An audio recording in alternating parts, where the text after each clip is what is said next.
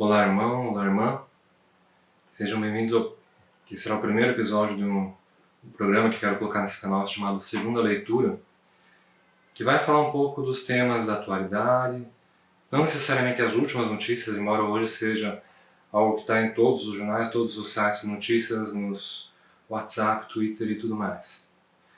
Mas a ideia não é focar no que é mais novo em todas as novidades, e sim parar um pouquinho para fazer uma releitura dos acontecimentos.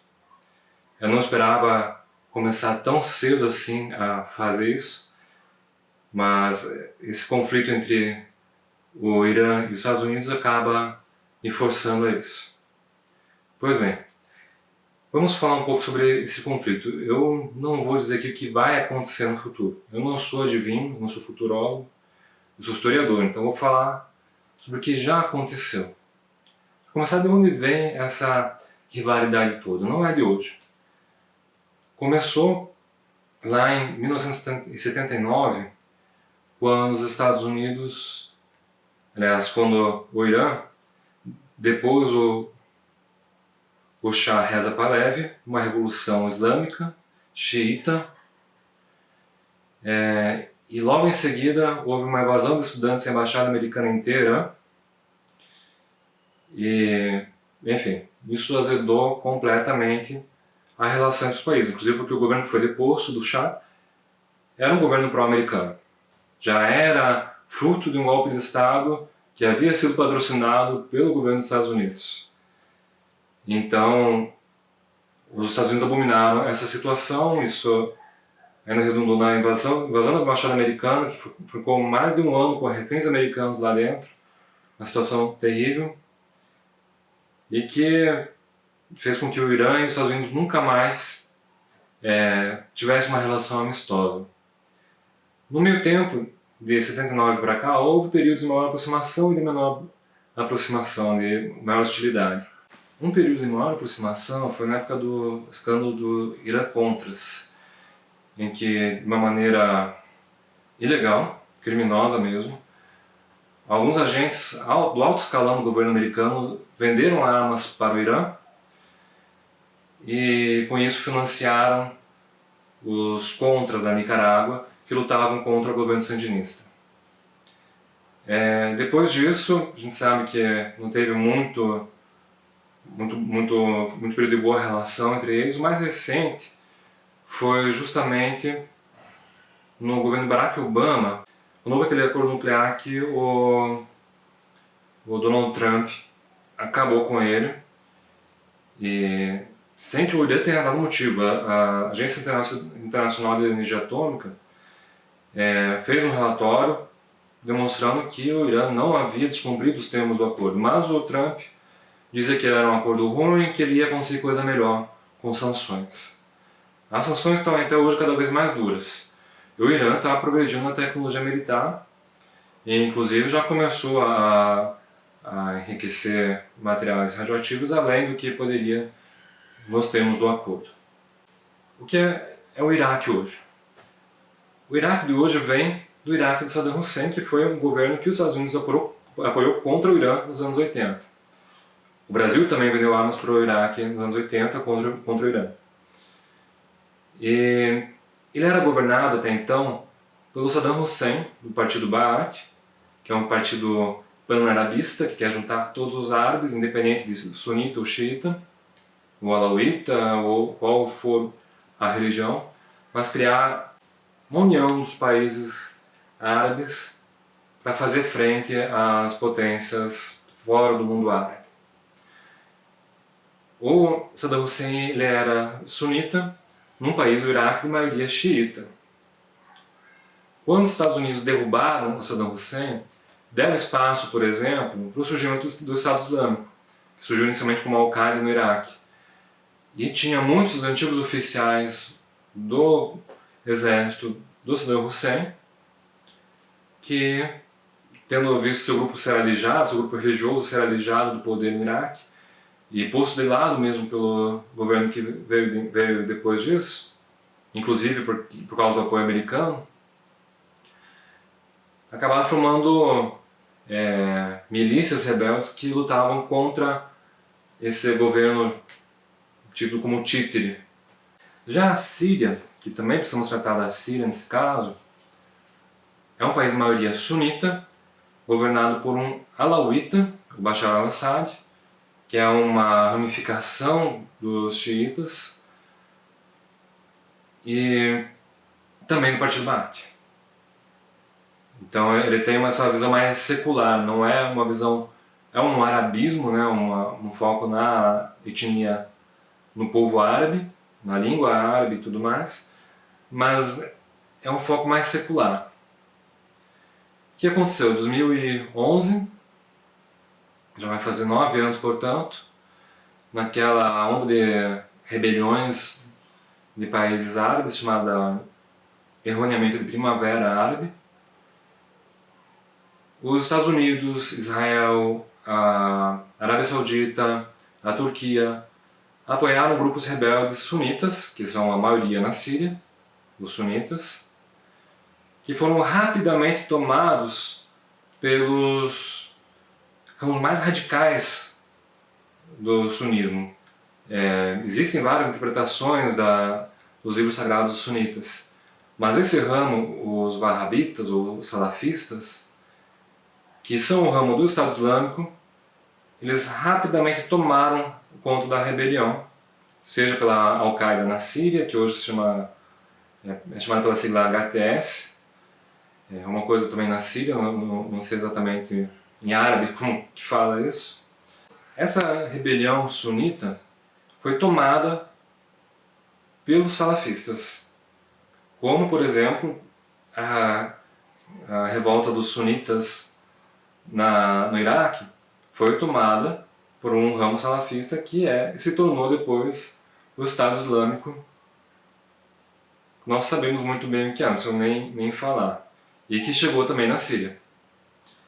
Só que esses rebeldes, chamados rebeldes sírios, eles não reconheceram a legitimidade do califa do Estado Islâmico.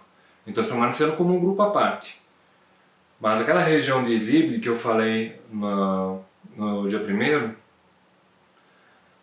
ela é tomada por esses rebeldes salafistas.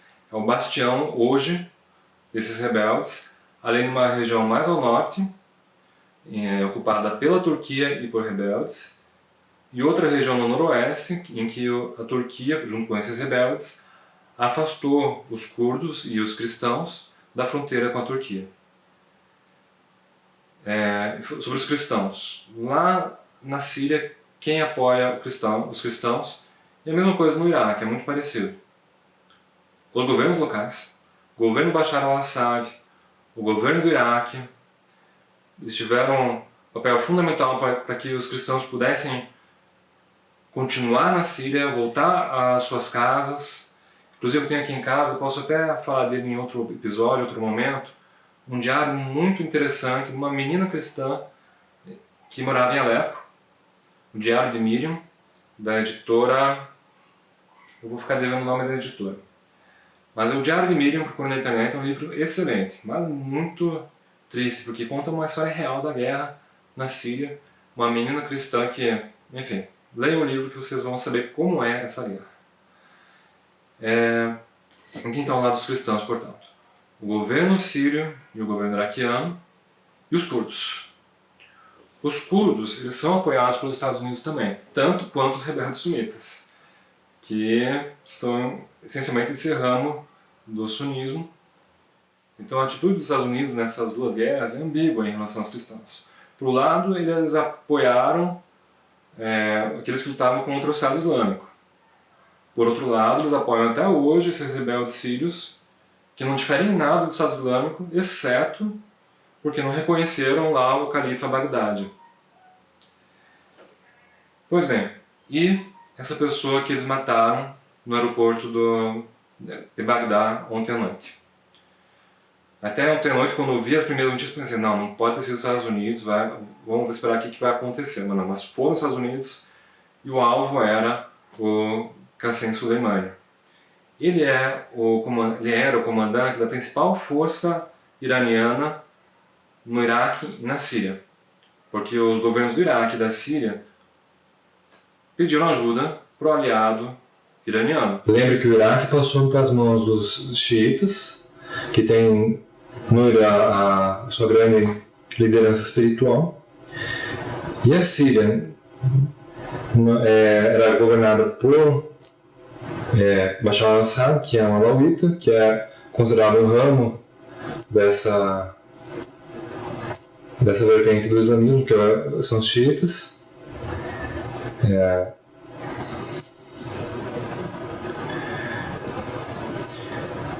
Então era natural que eles pedissem e recebessem a ajuda do Irã.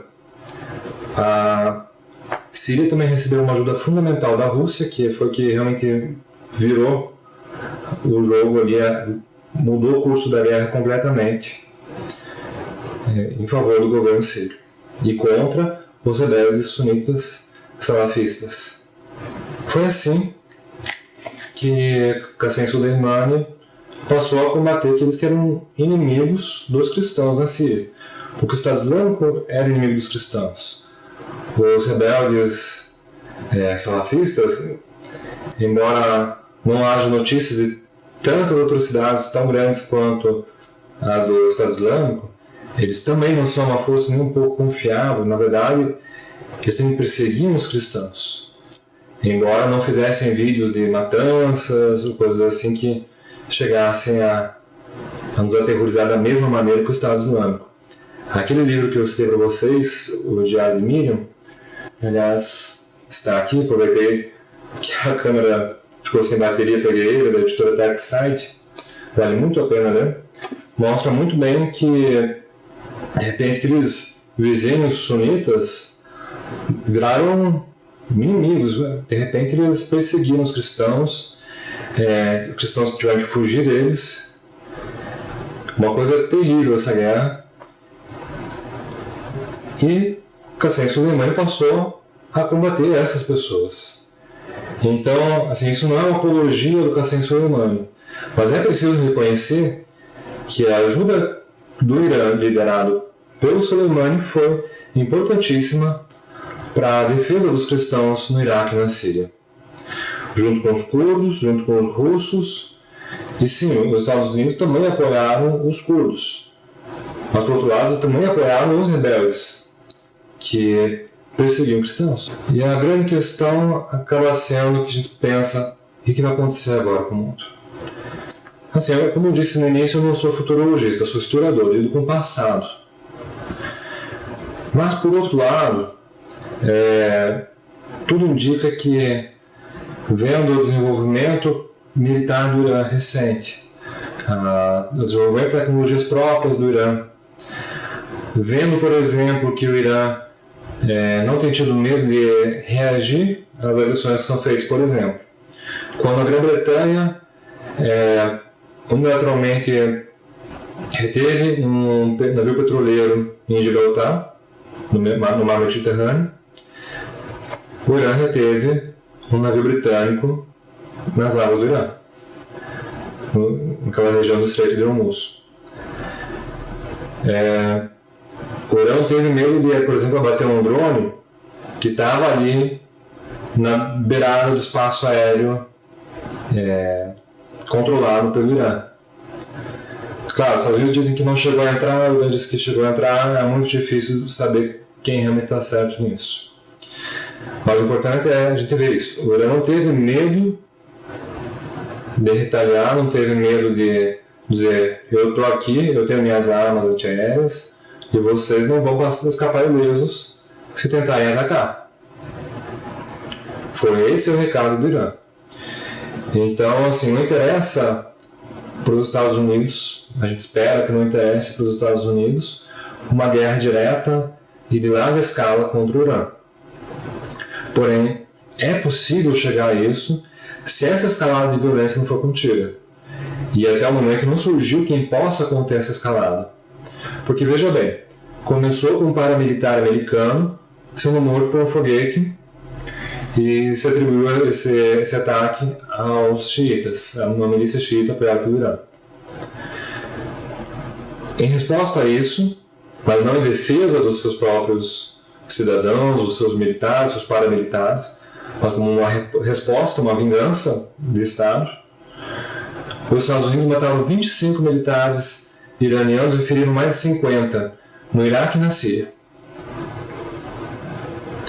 Em resposta a isso, houve uma nova invasão a uma embaixada americana, mas dessa vez a embaixada americana em Bagdá, no Iraque. Não chegou a haver reféns, como em Teherã em 79.